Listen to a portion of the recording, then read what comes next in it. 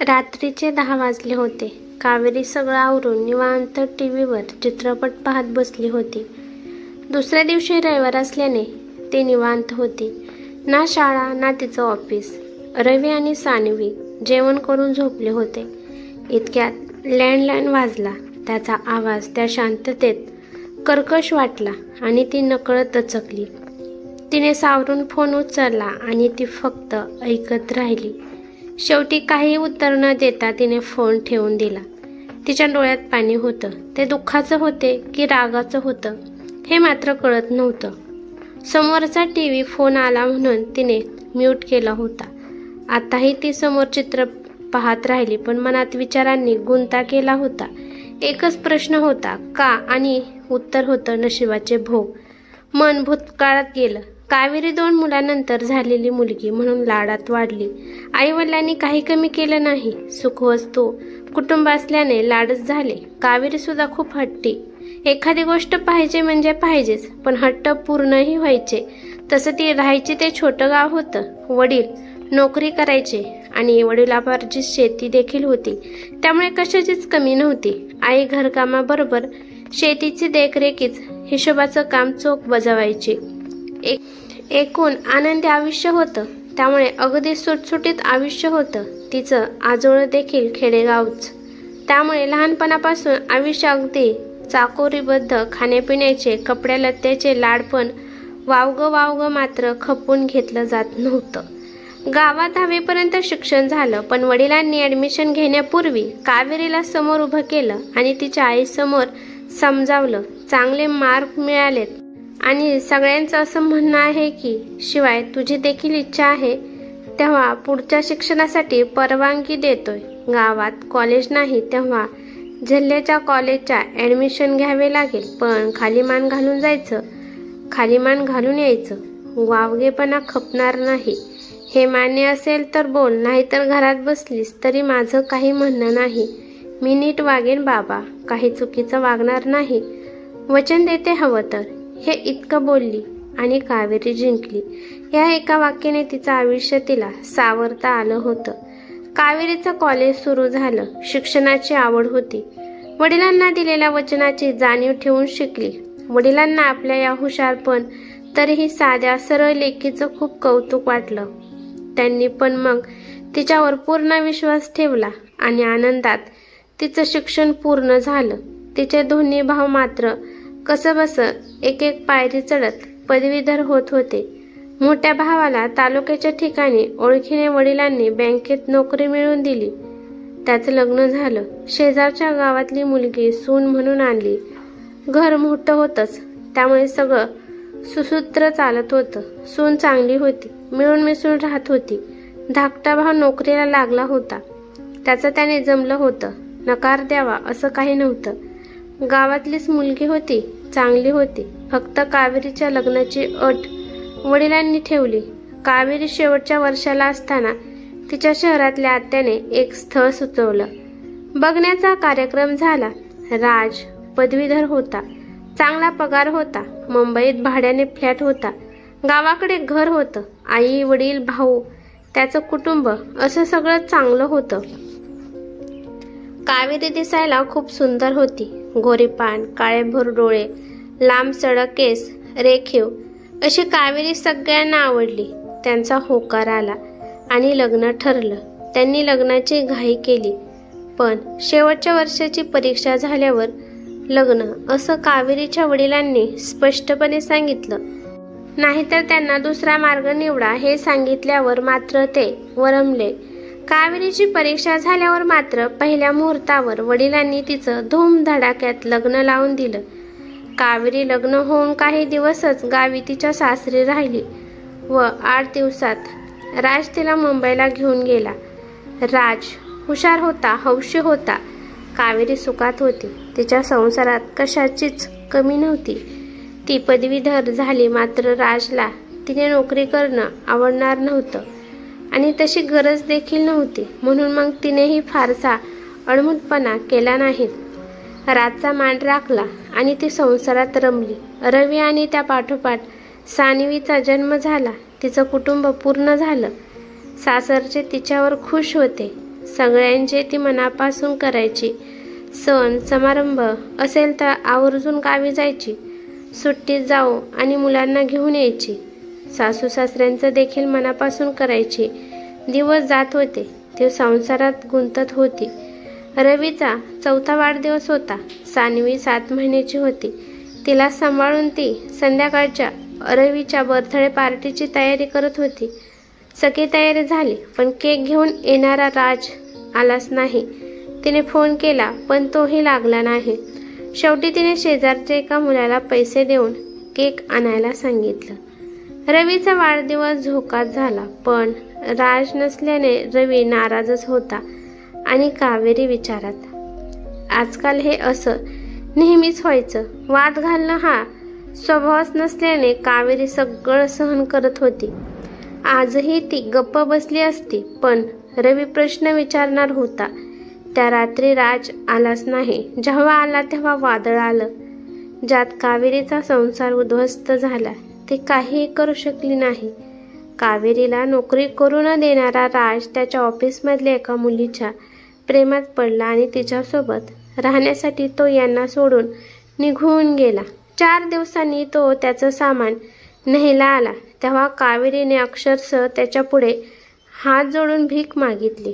मी तुझ्यावर कोणतं बंधन घालणार नाही, पण मुलांसाठी असं करू नका, घर सोडून जाऊ नका. पण तो ते प्रेम, विश्वास, नाती सगळं लाथाडून निघून गेला. कावेरी हतबल होती. तिने सासू सासऱ्यांना फोन केला, मात्र त्यांनी सरळ सरळ किनारा केला. वाटलं मुलांना घेऊन तिथं जावं, पण तिच्या स्वाभिमानी मनाला ते पटलं नाही. आपण तिथे नकोसे असू हे तिला माहीत होते. तिचे आईवडील आले. दोन्ही भाऊ बहिणी तिला सोबत चल म्हणाले, पण कोणावर भार बनून राहणं तिला आवडणार नव्हतं. तिने काही दिवस आईबाबांना सोबत राहायला सांगितलं. राजने त्यांच्या जॉईंट खात्यातील सगळे पैसे काढून घेतले होते. तेव्हा पोटापाण्याच्या सोयीसाठी हातपाय चालवणं गरजेचं होतं. दुसऱ्या दिवशीपासून ती नोकरी शोधण्याचा खटपटीत गुंतली. 8 दिवसात एका दुकानामध्ये सेल्समन म्हणून नोकरी मिळाली. तिने ती पत्करली. ही नोकरी तिने करू नये असं तिच्या वडिलांनी सुचवलं, पण तिने ऐकलं नाही. नंतर 8 दिवसात राहता फ्लॅट सोडायला लागला. राज डिपॉझिटचे पैसे घेऊन गेला आणि मालकाने घर रिकामे करायला सांगितलं. तिने वडिलांच्या मदतीने एक छोटीशी खोली मिळवली. मुलं लहान होती म्हणून अजून शिक्षणाचा खर्च नव्हता, पण पाळणाघराची सोय करावी लागणार होती. चाळीच्या शेजारी असे एक पाळणाघर मिळालं. हा नवा संसार उभा करण्यासाठी वडिलांनी आर्थिक मदत केली. त्यामुळे सोनं नाणं वडिलांकडे गहाण ठेवलं. मानाने तिने तिचं आयुष्य सुरू केलं. वडिलांना परत गावी पाठवलं. सेल्समन म्हणून काम सुरू केलेलं तिने महिनाभरात काउंटर सांभाळायला लागली. पगार वाढला. हळूहळू कॅम्प्युटर बिझनेस याचं शिक्षण घेणं सुरू केलं. वर्षात टायपिंगचे कोर्स केले. नोकऱ्या बदलत राहिली. नवीन शिकत राहिली. 2 वर्षात स्टॅनो टायपिस्ट म्हणून कॉर्पोरेट क्षेत्रात प्रवेश मिळवला. शिक्षण होतच, पण संसारात इतकी रमली होती की बाहेरच्या जगात वावरण्याचा आत्मविश्वास हरवला होता. या 2 वर्षात तो आत्मविश्वास परत मिळवला. दिवस रात्र राबत होते. मुलांना मात्र वेळ द्यायची. 4 वर्ष अखंड मेहनतीचं फळ हे होतं की आज एका बड्या कंपनीत चांगल्या पोस्टवर ती काम करत होती. सोडलेला फ्लॅट स्वतःच्या हिमतीवर परत मिळवला. तिचं घर तिने पुन्हा सजवलं. आज हे सगळं तिचं होतं. आज ती या घराची मालकीण होती. तिला उठ म्हणायची कोणी हिंमत करणार नव्हतं. आज ती एक यशस्वी वर्किंग वुमन होती. शिवाय मुलांना तिने जीवापाड जपलं होतं. तिला मिळालेल्या शिक्षणाचं तिने चीज केलं. आज 5 वर्षांनी अचानक रातला या घरकुलात परत यायचं होतं. आज पत्नी म्हणून ती जिंकली होती. उद्या तो येणार होता. ती दचकली. भानावर आली. समोर टीव्ही चालू होता. तो बंद करून ती झोपायला गेली. तिची चाहूल लागताच तिची दोन्ही पिलं तिला बिलगली. त्यांना थोपटत राहिली. पहाटे उठली. रात्रभर झोपलीच नव्हती. एक एक काम आवरत राहिली. कामवाल्या मावशींना सूचना देत राहिली. 9च्या सुमारास बेल वाजली. तिने दार उघडलं. तिच्या सासरची माणसं पाहून तिच्या कपाळावर आठ्या पडल्या. तरीही सौजन्य म्हणून तिने त्यांना आत घेतलं. अर्ध्या तासाने राज आला. त्याच्या हातात 2 सुटकेस होत्या. आल्यापासून त्याचा वावर अगदी सहज होता. मधली 5 वर्ष तो विसरला होता. मुलांना जवळ घेतलं. त्यांना खाऊ खेळणी दिली. मुलं मात्र त्याला टाळत राहिली. रवीला तो पुसटसा आठवत होता. सान्वी मात्र कावेरीला येऊन चिटकली.